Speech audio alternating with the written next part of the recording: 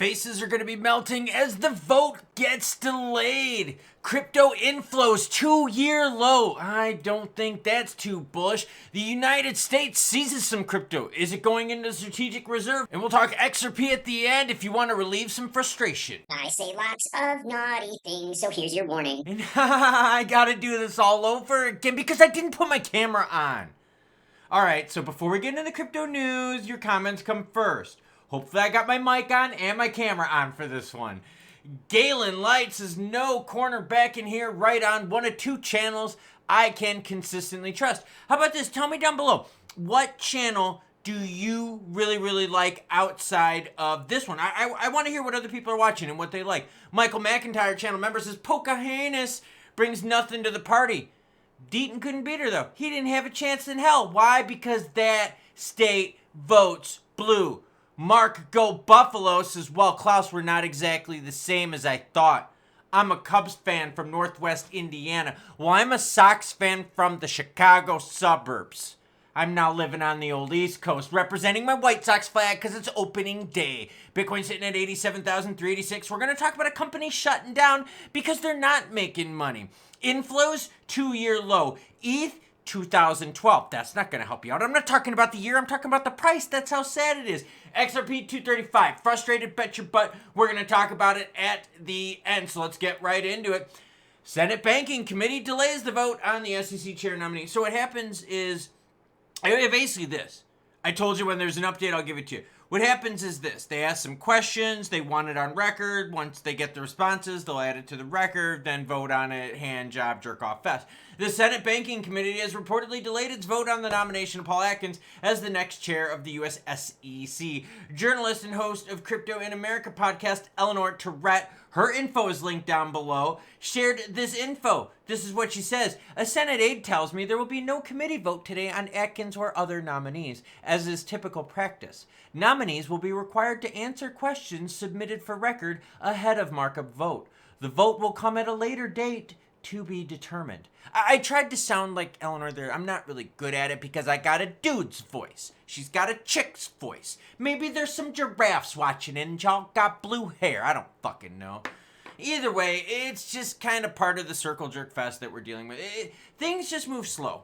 Like seriously, in the United States government, it doesn't matter what side of the aisle you're on, things are moving slow. Crypto market inflow sinks to a 2-year low as fear grips investors. Melting faces, grown men, women, and giraffes will cry. Is that what the other channels are telling us out there? How can we be excited when we are at a 2-year low for inflows? Inflows of the crypto market slumped to 1.8 billion.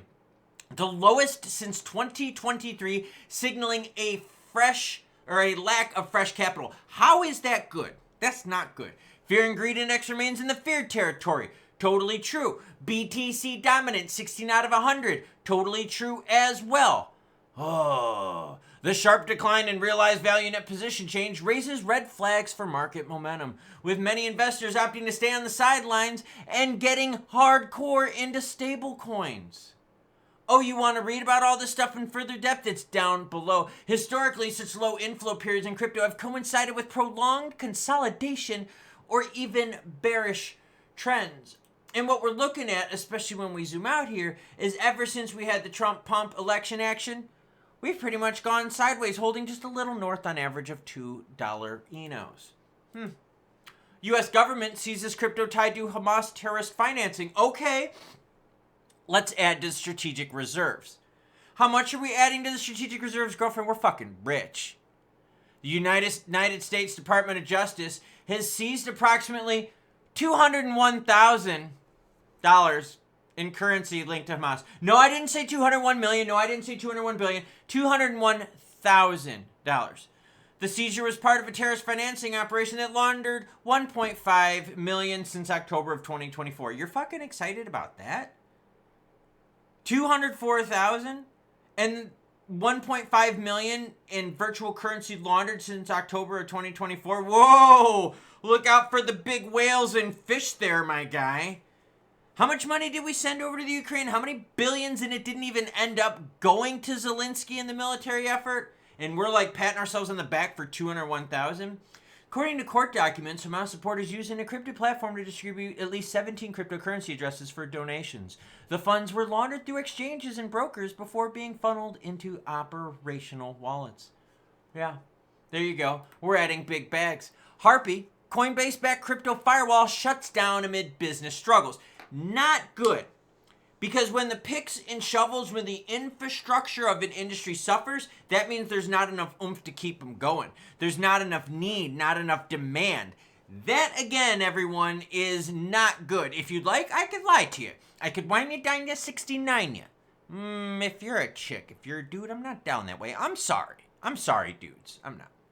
Harpie, a Web3 security company known for its on-chain firewall meant to stop crypto wallet theft and hacks, has announced that it's officially closing operations. Supported by well-known investors, including Coinbase Ventures and OpenSea, the company said on March 27th, that's today, breaking news, that's right, I bring it to you, good or bad, happy or sad, breaking news, that it was closing due to difficulties building a sustainable business plan, aka they spend a shitload of money and ain't making a lot of money. Established in 2021, Harpie sought to establish theft-free crypto ecosystem by means of real-time theft protection for BTC users. Oh, okay. Essentially, they don't have the money.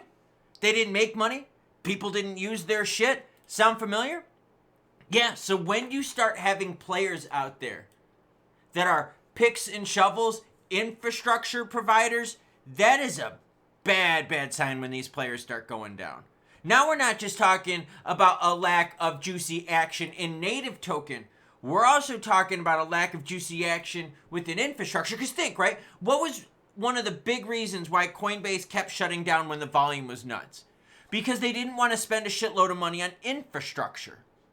You see what I'm saying here? So if they didn't want to spend the money on infrastructure and the demand of the trader was there, and now you got players out there as overall demand is even lower than what we've seen and it's starting to go back to pre-election levels, well, no wonder players ain't making money. Bullish? Melting faces, grown men, women, giraffes with blue hair, gonna cry? I don't know. Probably not. But this sucks. This really sucks. Overall volume for crypto, lame AF. We haven't broken 100 billion in a 24-hour period all fucking week, and it's Thursday. And I doubt, unless something bad happens, I doubt we're gonna get some big pumperoni in terms of volume this weekend. We don't want this to happen. The ETFs, yeah, I mean, it seems to have played their course with BTC. They're not as, hot and sexy anymore. Do we have alternatives to BTC coming up for ETFs? Yes, we do. Is that going to be good? Sure, if they buy from the exchanges. If they buy over the counter, I don't give a shit if it's HBAR, XLM, SWI, XRP. If they buy over the counter, then them. That doesn't benefit us at all. XRP, I get it. The live stream earlier, a lot of you were frustrated. A lot of you in the comments are frustrated. And what you're frustrated with is the price right now isn't low enough to stack, right? We can snipe sub $2. That's not a big deal. We've seen that plenty of times. But it's also not high enough to be in the big profiteroni zone where you're like, oh man, I've seen us go over $3 before. I've seen us go $3.30, $3.25. So I don't know. There's still money on the table. That's what players are thinking. That's what your comments are down below. And so what's happening is players are looking at this going, oh, and the volume is just kind of starting to go meh again? Oh, okay. All right. So, regs, they're going to do stable coins, and then they're going to do the alts later? Oh, okay. So that's not happening as fast as they told us? Oh, okay. Oh, you mean the strategic reserve thing? We haven't gotten jack shit since the Trump announcement? Oh, okay. You see what I'm saying? That's why there's a big fear in the market right now. Because people out there are like, yo, the market is not doing good. Inflows institutionally are in deep trouble. And retail doesn't have the bags to pump crypto nutso. Retail bags are spending shit tons of money on homes and eggs and cars and credit card debt that they've accrued over the last several years of hardcore inflation. So no, don't look for retail to help bail out crypto. I heard players out there said, yo, they're going to use their returns from taxes, and they're going to use their tax return money and pump up crypto. That didn't happen, girlfriend. Ripple's not announcing anything that's making people want to buy XRP. If they were, you would see some sort of supply and demand, especially based on their announcements, and you don't see that. You can report on partnership after partnership after partnership, and it doesn't help the price. Not at all. What's helped the price? Change in regulatory environment from the Trump election. That's it. That's it. Look at how boring the rest of this map right here looks. Boring, boring, boring. Election action, and now we're kind of moving sideways just north of $2.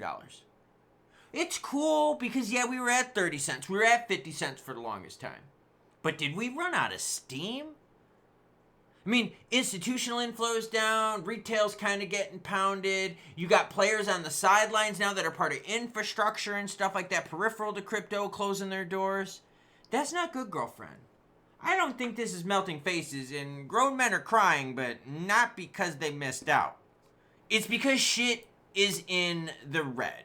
Oh, but bro, you're so negative, bro. Tokenization, bro. Utility. Bro, show me the price reflecting that. The only things that pump are things that are relevant for a little bit of time. Toncoin right now pumping. Why? Their whole Tether thing, right? With the wallets. Fresh injection of casheroni going in there. Cool. Pi Network. Pumperoni, dumperoni. Not even relevant anymore. ADA, Sol, big pumperoni from the Trump mention in terms of strategic reserves. Dumperoni right after. The market is looking right now at crypto. And I'm talking about like the big market, not the crypto market. I'm talking about financial markets going, what are these players going to bring to the table? Cross-border payments, fucking great. You don't make money on it. Because it's so cheap to move stuff on XRPL and on Stellar. You don't make money. How do you make money on something that costs less than a fraction of a fraction of a fraction of a penny? You don't. You don't make shit on that. I mean, it's weird. That is what is happening right now. That's why the inflows are like, okay, BTC is a store of value. I get it. But we're going to pile in gold right now because we think gold is less risky. Hence, gold being juicy. Hence, volumes in gold being strong. Hence, the price in gold being all-time high strong. Yeah, there's a lot of concern. And I'm sorry, I'm not going to sugarcoat it for you. I'm not going to lie to you. I'm not going to tell you, oh, melting faces. Oh, this partnership, we're going to $10. No, because it's all bullshit. And right now it's bad. Hopefully the shit turns around. And then hopefully I can bring you good story after good story after good story. Why? Because my channel grows faster with good stories than it does bad stories. But only pieces of shit bring the good and don't tell you the bad, because that's how you get wrecked. I gotta sit here on my own 2 feet, maybe 2 butt cheeks, maybe that's the better way to do it, or stand here on my own 2 feet, maybe that's a better way to say it, and I gotta bring you the bad too. I gotta face the comments with the bad, I gotta face the hate with the bad, and you know what, it's worth it. It's worth it because at least I'm honest with you, and right now, the market is telling us that honestly, this sucks. Is it better than where it was during the previous regime with the alts? You bet your butt. But we're all sitting here thinking the same thing. Did we already run out of steam? Frustrating, isn't it, everyone? Let me know how you feel down below. And of course, what choo-choo bitches is what.